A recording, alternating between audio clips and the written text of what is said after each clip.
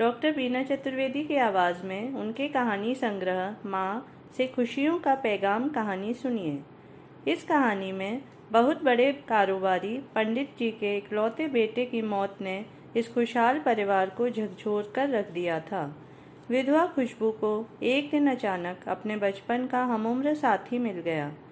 पंडित जी जैसे कट्टरपंथी ब्राह्मण ने अपने पुत्रवधू की शादी निम्न जाति के लड़के से करके एक क्रांतिकारी कदम उठाया था। सुनिए कहानी खुशियों का पैगाम। प्रातःकाल मंदिर से दर्शन करके माधुरी घर आई और एक कप चाय बनाकर पीने लगी। इसी समय माधुरी की बाई सुरेखा आ गई और कहने लगी, मैम साहब, वह जो गली के नुक्कड़ पर बड़ा सा मकान है उसके बाहर बहुत भीड़ लगी हुई थी। मैं वहाँ कुछ देर रुककर देखने लगी कि आखिर माजरा क्या है। लोग बात कर रहे थे कि जवान बेटे की अचानक दुर्घटना में हुई मौत ने पंडित जी का सर्वस्व समाप्त कर दिया है। उनकी सभी आशाओं पर तुषारपात हो गया है। सुरेखा की बात सुनकर माधुरी को विश्वास ही नहीं हो रहा था। गत वर्ष ही पंडित जी ने अपने इकलौते बेटे उमंग की शादी बड़ी धूमधाम से की थी। अपार सौंदर्य एवं अत्यंत प्रतिभाशाली बहू खुशबू के आने से उनके आलीशान बंगले का कोना कोना महकने लगा था। पंडित जी और उनकी पत्नी ऐसी सर्वगुण संपन्न बहू को पाकर स्वयं को अत्यंत गौरवान्वित महसूस कर रहे थे। पंडित जी ने बड़े उत्साह के साथ अपने बेटे बहू को हनीमून के लिए विदेश भेजा था। पंडित जी और उनकी पत्नी ने अपने इकलौते बेटे उमंग की परवरिश एकदम राजकुमार के तरह से की थी। लोगों का कहना था कि ऐसा लगता है कि उमंग मानो अपने मुंह में सोने की चम्मच लेकर पैदा हुआ था। विधाता ने उसके भाग्य को सोने की कलम से लिखा था। उमंग और खुशबू की जोड़ी की उपमा राम सीता की जोड़ी से दी जाने लगी थी। उन लोगों के प्यार, मनोहार और उत्साह से पंडित जी का बंगला सुशोभित हो रहा था। पंडित जी और उनकी पत्नी मंजुला की एकमात्र अभिलाषा थी कि वे शीघ्र बाबा दादी बन सकें। इसके लिए मंजुला बेटे बहू के समक्ष अपनी इस इच्छा पूर्ति के लिए जब तब गुजारिश करती रहती थी। भगवान से भी दोनों हमेशा अनुनय विनय करते रहते थे कि बच्चों की किलकारियों से उनके घर आंगन को गुंजायमान करने की कृपा करें। मगर प्रकृति अपना अलग ही जाल बिछाए बैठी थी। हंसते खेलते आशियाने को पल भर में ही ध्वंस कर दिया था। बेटे की मृत्यु की अंतिम क्रियाकर्म की समाप्ति के उपरांत मंजुला ने अपने समक्ष जब खुशबू को देखा तब वह स्तब्ध रह गई। वह सोचने लगी कि उदासियों की परतों में लिपटी श्रृंगार रहित नवयौवना अपने आप को कैसे रख पाएगी। समाज के गिद्धों की नज़र से खुशबू स्वयं को कैसे बचा पाएगी।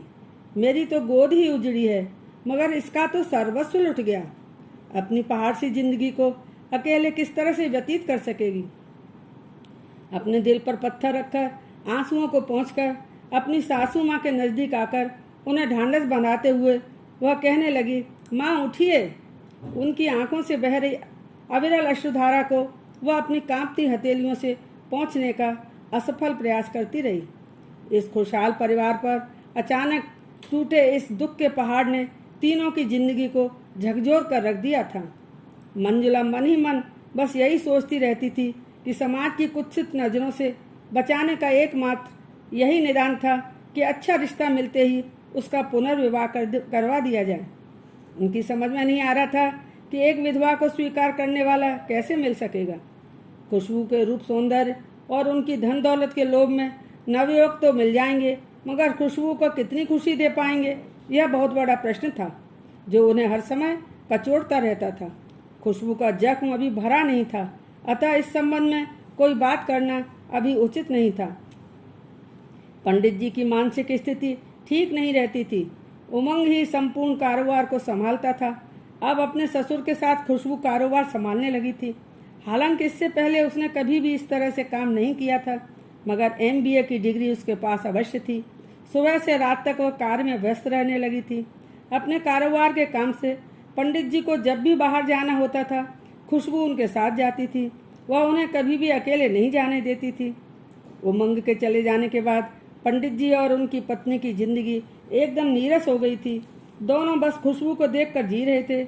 एक और दोनों का मृतप्राय जीवन और नवयौवना विधवा खुशबू थी, तथा दूसरी ओर उनकी अथाह धन दौलत, फैला हुआ कारोबार और खुशबू की ओर टकटकी लगाने वाले लोगों के की गिद्ध दृष्टियां। तन मन से पूर्णतः टूट चुके पंडित जी का जीवन किनारे पर लग चुका था। उनको भी हर समय एक ही चिंता सताई रहती थी कि उनके बाद खुशबू किसके सहारे रह सकेगी, समाज की कुत्सित दृष्टि से उसकी रक्षा कौन कर सकेगा। एक विधवा के लिए सुयोग्य पात्र की तलाश करना आसान काम नहीं। रिश्तेदारों के माध्यम से कई उल जलूल रिश्ते आ रहे थे, मगर खुशबू का जीवन साथी बनने लायक एक भी रिश्ता नहीं आ रहा था। जितने भी रिश्ते आ रहे थे उन सब की नज़र बस उनकी अथाह संपत्ति पर ही थी। रिश्ते की सहमति नहीं मिलने के कारण रिश्ते लेकर आने वाले लोगों की निम्नता पराकाष्ठा पर पहुंच गई थी। अब इन लोगों द्वारा बहू के साथ पंडित जी के नाजायज संबंधों की झूठी बातें समाज में फैलाई जाने लगी थीं। परिणाम स्वरूप सरेआम लोग इन पर फफ्तियां कसने लगे थे। अपने अति चरित्रवान पति और कुलवधू के संबंध में इस तरह की बेसिर पैर की बातें सुनकर मंजुला के दिल को बहुत ठेस पहुंच रही थी। बेटे की मृत्यु के आघात से अभी तक वह उबर भी नहीं पाई थी। पिता और पुत्री जैसा पावन रिश्ते पर ऐसा कलुषित लांछन उनके आशियाने को ध्वंस करने लगा था।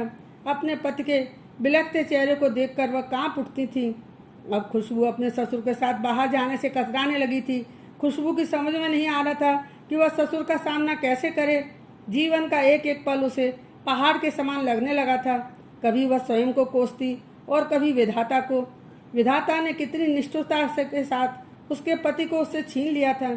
अभी तो वह उमंग की जुदाई के सर्पदंश से उबर भी नहीं पाई थी, ऊपर से बेसिर पैर की बातों का बखेड़ा शुरू हो गया था। उसकी समझ में नहीं आ रहा था कि समाज का मुखौटा इतना घिनौना कैसे हो सकता है। इस तरह की कल्पना कोई स्वप्न में भी कैसे कर सकता है। उमंग की मौत ने उसे शिला बना दिया था। उसके दिल की धड़कन और सांसें अवश्य चल रही थी, मगर जीने की तमन्ना समाप्त प्राय हो चुकी थी। ऐसे माहौल में हर समय उसके मन में आत्महत्या कर लेने के विचार उठते रहते थे। मगर सास ससुर की दीनहीन अवस्था को महसूस करके वह अनिर्णय की स्थिति में पहुंच जाती थी। कारोबार के काम से अब खुशबू अकेले ही बाहर जाने लगी थी। उसकी ऐसी मनस्थिति को देखकर पंडित जी स्वयं भी उसके साथ नहीं जाना चाहते थे। एक बार व्यापार के काम से वह हैदराबाद गई थी। अचानक ही उसे वहां अपने बचपन का हम उम्र साथी सारांश मिल गया था। उसे देखकर वह अपने आप को नहीं रोक सकी थी। वह उसके पास जाकर पूछने लगी, तुम सारांश हो ना? यहाँ कैसे? तुमने मुझे पहचाना नहीं क्या? मैं खुशबू हूँ। सारांश ने जवाब दिया, अरे मैंने तो तुम्हें देखते ही पहचान लिया था। इसके बाद दोनों पुरानी बातों की चर्चा करने लगे थे। सारांश खुशबू की सभी बातें बड़े ध्यान से सुनते हुए मुस्करा रहा था। खुशबू झुंझलाते हुए कहने लगी, इतनी देर से मैं बोले जा रही हूँ, तुम अपने बारे में भी कुछ बताओगे या नहीं? मैं पुरानी कोई भी बात भूली नहीं हूँ। आंटी की अचानक हुई मृत्यु के बाद अंकल जी तुमको अपने साथ लेकर चले गए थे। उन्होंने किसी बात को बताया तक नहीं था कि कहाँ जा रहे हैं। सारांश कहने लगा, अब मैं तुमको सब बताता हूँ। पिताजी मुझे अपने साथ हरिद्वार ले गए थे। वहीं पर वह अपना समय पूजा पाठ में व्यतीत करते थे और मैं मन लगाकर केवल पढ़ाई करता था। MBA की पढ़ाई करने के बाद हम दोनों यहाँ आ गए थे। पिताजी अक्सर बीमार रहने लगे थे और कुछ समय पूर्व उनका देहांत हो गया। अब मैं एकाकी जीवन व्यतीत कर रहा हूँ। अब बताइए कि आप यहाँ कैसे? खुशबू कहने लगी, अरे तुम मुझसे आप कहकर क्यों बोल रहे हो? चलो हम दोनों कहीं बैठकर इत्मीनान से बातें करते हैं। इसके बाद दोनों एक रेस्टोरेंट में जाकर बैठ गए। रुने हुए कण से खुशबू सारांश को अपनी बीती हुई जिंदगी के बारे में बताने लगी। उसकी आंखों से अनवरत अश्रुधारा प्रवाहित हो रही थी। संपूर्ण समाज में फैली अफवाहों की बात सुनाते समय खुशबू बिलख को उठी। जब तक वह हैदराबाद में रही तब तक दोनों प्रतिदिन मिलते रहे। सारांश की वजह से खुशबू के सभी कार्य बहुत आसानी से पूरे हो गए थे। वापस आते समय रास्ते भर खुशबू सारांश के साथ व्यतीत किए गए बचपन के स्वर्णिम पलों को याद करती रही। घर वापस आने के बाद खुशबू ने सारांश की मदद की बातें अपने सास ससुर को बताई। उसने बताया कि बचपन में वह दोनों साथ साथ पले और बड़े हुए थे। खुशबू की सब बातें सुनने के बाद पंडित जी ने तत्काल निर्णय लेते हुए सारांश को अपने पास आने का आग्रह किया। उसके आने पर पंडित जी ने उसे अपने कारोबार के कामों के लिए नियुक्त कर लिया। सारांश की देखरेख में पंडित जी का कारोबार सुचारू रूप से चलने लगा था। समय अपनी गति से चल रहा था। सारांश की नज़दीकियाँ पंडित जी के परिवार के प्रति बढ़ती जा रही थीं। पंडित जी को सारांश की जाति के संबंध में कि वह निम्न जाति का लड़का था नहीं मालूम था। खुशबू उस बात को भलीभांति जानती थी कि जिस दिन भी उनके सास ससुर को सारांश की जाति के संबंध में मालूम होगा, उसी समय से उसके घर में सारांश के प्रवेश पर रोक लग जाएगी। सारांश ने अपनी निष्ठा, कुशलता और ईमानदारी से कारोबार का सारा कार्य संभाल रखा था। साथ ही अपने मधुर व्यवहार से पंडित जी और मंजुला के दिल में अच्छी पैठ बना ली थी। अब पंडित जी और मंजुला सारांश को लेकर अनेक सपने देखने लगे थे। सारांश के साथ पंडित जी के परिवार के बढ़ते हुए रिश्ते को देखकर क्रूर समाज के लोगों ने आक्षेप लगाना शुरू कर दिया था। परेशान होकर एक दिन मंजुला ने खुशबू से पूछ ही लिया, बेटा तुम्हें सारांश कैसा लगता है? हम लोग उसे तहे दिल से पसंद करने लगे हैं। हमारी इच्छा है कि तुम दोनों अपनी जिंदगी को एक नए रूप में व्यवस्थित करने का मानस बना लो। सारांश तुम्हारे बचपन का साथी है। शायद भगवान ने उसे इसी कारण हम लोगों के पास भेजा है। हम दोनों भी उससे पूर्णतः जुड़ गए हैं। बेटा, अधिक समय तक हम लोग तुम्हारा साथ नहीं दे सकेंगे। यह समाज बहुत क्रूर है, तुमको इस तरह से अकेले जीने नहीं देगा। उमंग की यादों के सहारे जिंदगी व्यतीत करना बहुत मुश्किल होगा। खुशबू अपनी सासू माँ की बातें बड़े ध्यान से सुनती रही और फिर सोच विचार करने के बाद कहने लगी, माँ, आप सारांश को व्यक्तिगत रूप से जानती हैं, मगर उसकी पारिवारिक पृष्ठभूमि के विषय में आपको कुछ भी नहीं ज्ञात। हो सकता है कि हमारी कसौटी पर उसका परिवेश ठीक न हो, अतः बेहतर यही होगा कि हम इस बात को यहीं समाप्त कर दें। माँ, मेरे ऊपर सब किसी भी अफवाह का कोई असर नहीं पड़ता। मेरी जिंदगी जिस तरह से चल रही है चलने दीजिए। खुशबू की आनाकानी का मंजुला पर कतई असर नहीं पड़ रहा था। वह अपने मन की बात किसी भी तरह से खुशबू से मनवा लेना चाहती थी। अब मंजुला ने विचार किया कि इस संबंध में उसे सीधे सारांश से ही बात करनी चाहिए। बहुत संभव है इस तरह से काम बन सके। एक शाम बातचीत के दौरान पंडित जी और मंजुला सारांश से उसकी पारिवारिक पृष्ठभूमि के संबंध में जानकारी करने लगे। सारांश अपने विषय में कुछ भी छिपाना नहीं चाहता था।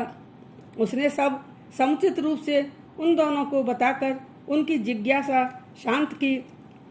अपनी सभी आशाओं पर तुषारापात होते देखकर पंडित जी तुरंत ही वहां से उठकर चले गए। मंजुला निष्प्रय भाव से सुनती रही। सारी स्थिति स्पष्ट हो गई थी। सारांश वहां से उठकर चला गया था।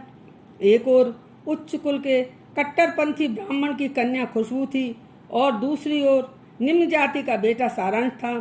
सारांश से बात करने के बाद खुशबू के सास ससुर गहरे अवसाद की स्थिति में पहुंच गए थे। उनकी आंखों के आगे अंधेरा छाने लगा था।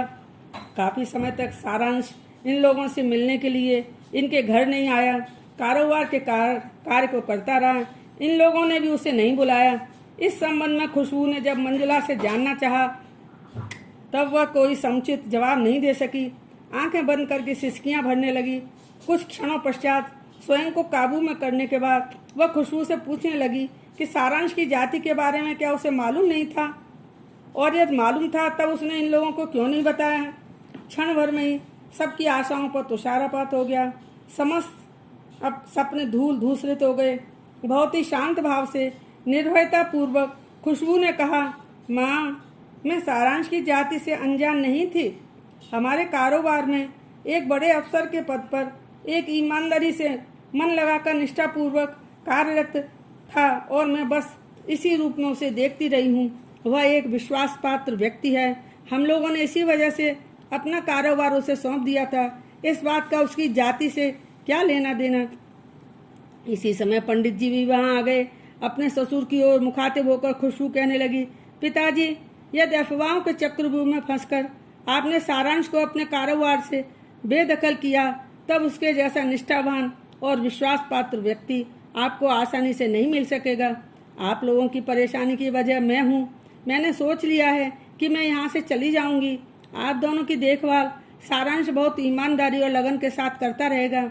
आपके साथ अपने नाम को पुनः जुड़ते हुए देखने से पहले मैं मर जाना चाहूँगी।